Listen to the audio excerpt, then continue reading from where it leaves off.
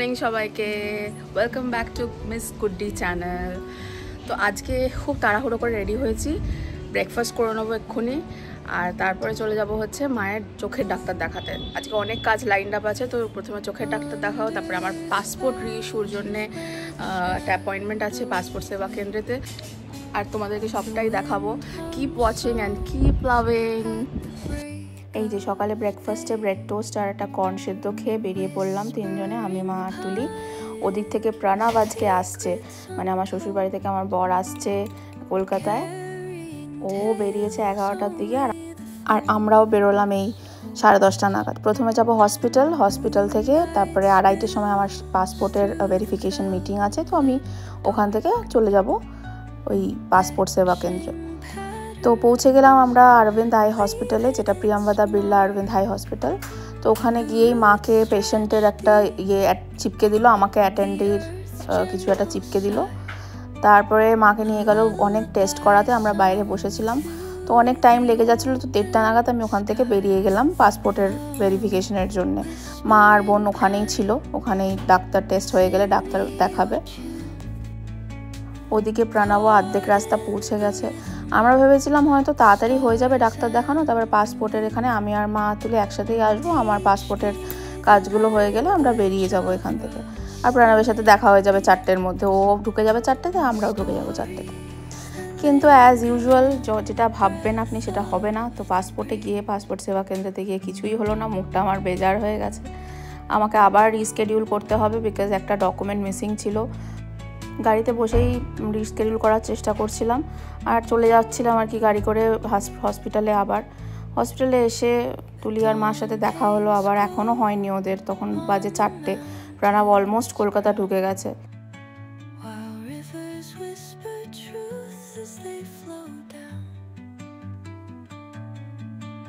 সব শেষ হতে হতে 5টা বাজলো, আর প্রণব তো এসে পৌঁছে গেছে, আর চাবিটা আমরা নিয়ে চলে এসেছি।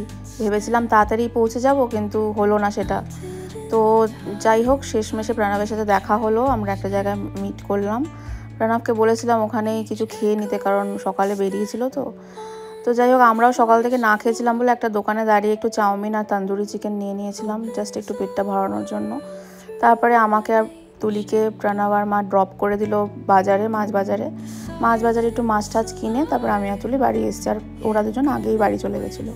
আজকে আমার পাসপোর্টটা না হওয়ার কারণ হলো, ওরা চাইছিল একটা ম্যারেজ সার্টিফিকেট, মানে আমাদের দুজনের বিয়ে হয়েছিল হিন্দু ম্যারেজ অ্যাক্টে, মানে নর্মাল যেটা বাঙালি মতে বিয়ে হয়, কিন্তু আমাদের ম্যারেজ রেজিস্ট্রেশনটা এখনও হয়নি।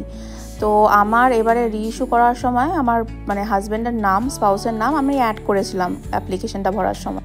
আমার হাজব্যান্ড আবার 2 মাস আগেই ওটা করে নিয়েছিল রিনিউ, তখন ওর ক্ষেত্রে কিন্তু কোনো ম্যারেজ সার্টিফিকেট চায়নি বা কিছুই চায়নি, ও করেছিল রাঁচি পিওস্কেতে।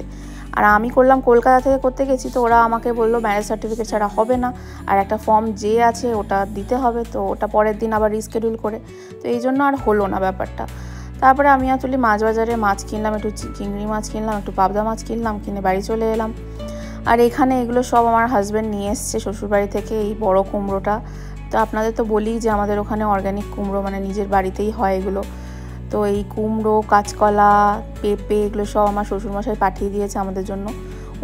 কিন্তু মনটা খুবই খারাপ ছিল, কারণ পাসপোর্টটা হলো না, তো মানে ভেরিফিকেশনটা কমপ্লিট হলো না, তো কি বলবো, আবার যেতে হবে। রিস্কেডিউল তো করে নিয়েছি আমি। আর এইগুলো প্রণব একটু যখন টাইম পাস করছিল, আমরা যখন হসপিটালে ছিলাম তখন ও একটু স্পেন্সারে গেছিলো, তো কিছু জিনিস কিনেছে, তুলির জন্য 2টো চকলেট কিনেছে, ওর নিজের কিছু জিনিস যেগুলো ওর দরকার লাগবে সেগুলোও নিয়েছে। আর বোন ওকে বলেছিল যে আমার জন্য কোরিয়ান নুডলস নিয়ে আসবে, তো কোরিয়ান নুডলসও নিয়ে নিয়েছিল। সেই সকালে বেরিয়েছিলাম আজকে, একটা কাজ হলো না, তো একটু খারাপ লাগছে। কিন্তু মার আই চেক আপটা ঠিকঠাকই হলো, অনেকটা টাইম লাগলো, মানে 11টায় 11:30টায় পৌঁছেছি, বেরোলাম ওখান থেকে 5টা 5:30।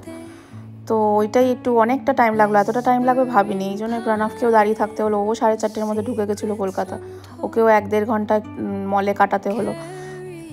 রাতে ডিনারের জন্য একটু পাবদা মাছ রান্না করে নিলাম, একটু চিংড়ি মাছ আর একটু পেঁয়াজ কলি ভেজে নিলাম ফুলকপির সাথে। মা বেশি একটা কিছু খায়নি, একটা পাবদা মাছ খেয়ে ঘুমিয়ে গেল রাতের বেলা। তারপরে আমরা 3জন গল্প করতে করতে ডিনারটা সেরে নিলাম। এখন সবে একটু হালকা ঠান্ডা পড়েছে, তো পেঁয়াজ কলিগুলো বেশ কচি পাওয়া গেছে। আমি আজকে বাজারে গিয়ে দেখেই কিনে নিয়েছি, তারপরের দিকে না একটুখানি পেঁয়াজ কলিগুলো আর কচি থাকে না, তো আর খেতে ভালো লাগে না। চিংড়ি মাছগুলো একটু ভেজে নিয়েছিলাম, তারপর নারকেলের দুধ দিয়ে ফুটিয়ে নামিয়ে দিয়েছি। ওই জিরে ধনে গুঁড়ো দিয়েছিলাম একটু। এই যে পাবদা মাছটা বানিয়েছি, চিংড়ি মাছটা বানিয়েছি, আর পেঁয়াজ কলি ভাজা ফুলকপি দিয়ে, এই দিয়েই আমাদের ডিনার হলো। ডিনারের পরে প্রণবের সাথে একটু বেরিয়েছিলাম, একটু পান খাওয়ালো, পানের দোকানে গিয়ে একটু মিষ্টি পান কিনে নিয়েছিলাম। এই পানের দোকানের লোকটা নাকি সেই প্রয়াগরাজ থেকে এসেছে, এখানে এসে বিজনেস করছে নিউ টাউনে। ভাবা যায়, জেনারেল মিষ্টি পান যেরকম হয় আমাদের এখানে, তার থেকে একটু আলাদাই অন্য টাইপের কিছু কিছু জিনিস দিল, যেগুলো আমি আগে কখনো নাম শুনিনি। আজকে তাহলে এখানেই শেষ করছি। ভালো থাকবেন, ভালো রাখবেন। Keep loving and keep watching.